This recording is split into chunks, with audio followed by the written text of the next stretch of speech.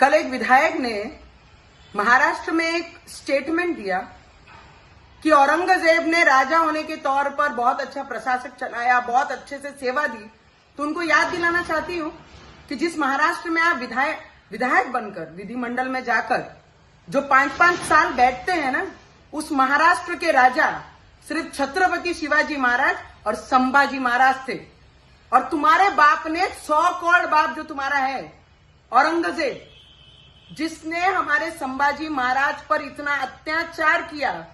हम लोगों ने तो इतिहास पढ़ा है, पर जिन्होंने पढ़ा नहीं है ना, तुम जैसे लोगों ने जाकर एक बार थिएटर में छावा पिक्चर देखनी चाहिए कि तुम्हारे बाप ने हमारे भगवान के साथ, संभाजी महाराज के साथ क्या किया था। हम हमारे देश में अपनी अभिव्यक्ति को पूर्ण स्वतंत्रता के साथ व्यक्त भी नहीं कर सकते। ये कोई नई बात नहीं है, लेकिन सुदर्शन पर सुरेश चौहान के क्या बोले, इस पर आज भी दुनिया की किसी ताकत का कोई नियंत्रण नहीं है।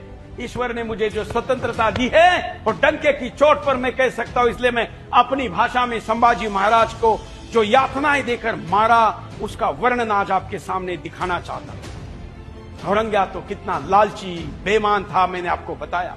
संभाजी महाराज जी को जब पकड़ा गया, पकड़ने के बाद और वो भी 9 वर्ष महाराष्ट्र में 10 लाख की सेना लेकर घूमने के बाद भी औरंगजेब के हाथ संभाजी महाराज नहीं लगे। सारे युद्ध लड़के देखे, सारे सरदार, जितने सरदार औरंगजेब के पास थे, सब भेज के देखे, नाते रिश्तेदार भेज के देखे, सब कुछ करके देखा, लेकिन फिर छल कपट के लिए बेईमानों को पकड़ा, गिरफ्तार हुए, लाया गया, जंजीरों में बांधकर एक आदमी हजारों की सैनिकों के सामने जंजीरों में बांधकर लाया गया।